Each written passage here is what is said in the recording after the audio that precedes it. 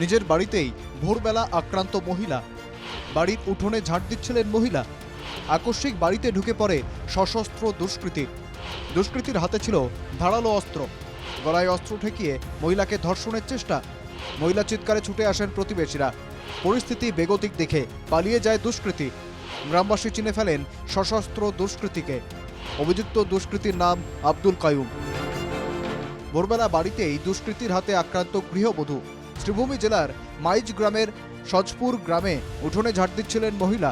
হঠাৎই বাড়িতে ঢুকে পড়ে এক সশস্ত্র দুষ্কৃতী।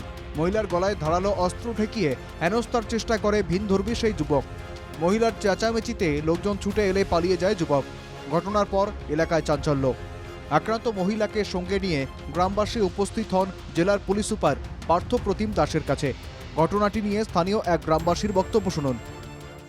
আমরা মাইজ গ্রামের মধ্যে পড়ে, এটা সজপুর জায়গা আর কি। তাই যেমন সকালবেলা ভোরবেলা 4:30 পৌনে 5টার সময় হইব, মানে ঝাড়ু দিতেছে, তখন হঠাৎ করে একজনের মুখ বান দিয়া এরপরে এসে তাই যে পিছের থেকে অ্যাটাক করছে।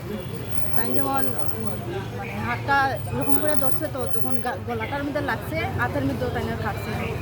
তারপরে তো মাটির মধ্যে ফালাই, মনে হয় অন্য কোনো বাজে উদ্দেশ্য থাকতে পারে। অভিযুক্ত যুবক প্রতিবেশী বলেই সকলে তাকে চিনে ফেলে। অভিযুক্ত যুবককে আব্দুল কাইয়ুম বলে শনাক্ত করা হয়। ঘটনার পর এলাকায় তীব্র চাঞ্চল্যের সৃষ্টি হয়। একজন মহিলার উপরে এই আক্রমণের ঘটনায় ফুঁসে উঠেছেন গ্রামবাসী। তারা পাশে বাড়ির মানুষ, তো তারা যেমন চিনছে আর কি, তারা পাশের একজন মানুষ, তাই যখন গিয়া তারা এসে তারা লোকে মাতলো। তারপরে তারা সব যারা আছে তারা গিয়া বুইয়া, এরপরে আমরা খবর পাইলাম, আমরা গেলাম। আমরা এসে মেন উদ্দেশ্য হইলো একজন মহিলার উপরে এরকম এটা কোয়া, এটা তো আমরা কোনোদিনও মানিয়ে নিতে পারতাম না। ঘটনার পর আক্রান্ত মহিলাকে নিয়ে পাড়া প্রতিবেশীরা অভিযুক্ত আব্দুল কাইয়ুমের বাড়িতে অভিযোগ জানাতে যান। সে সময় আব্দুল কাইয়ুমের পরিবারের লোকেরা উল্টে রীতিমতো শাসায় বলে অভিযোগ। পুরো বিষয়টি পুলিশ সুপারকে জানানো হয়েছে। পুলিশ সুপার দ্রুত ব্যবস্থা নেওয়ার আশ্বাস দিয়েছেন। পাড়ার লোকদের নিয়ে উনি ওদের বাড়িতে যান, বাড়িতে গিয়ে বলেন যে আপনার ছেলে আমার সঙ্গে এরকম ঘটনা করেছে। উল্টা ওনারা ওদেরকে শাসিয়ে দেয়। তারপর উনি এসে সবাইকে জানান, আমরাও যাই, আমাদের কাছেও খবর আসে, আমরা জেলা পরিষদ নিয়ে আমরা যাই, সেখানে গিয়ে ওনাদের সঙ্গে কথাবার্তা বলে, পাড়ার লোকেদের সঙ্গে কথাবার্তা বলে ওনাকে আমরা এসপি সাহেবের কাছে আমরা নিয়ে আসি। এসপি মহোদয় আমাদেরকে আশ্বাস দিয়েছেন উনি উপযুক্ত ব্যবস্থা নেবেন, খুব তাড়াতাড়ি এটার ব্যবস্থা উনি গ্রহণ করবেন।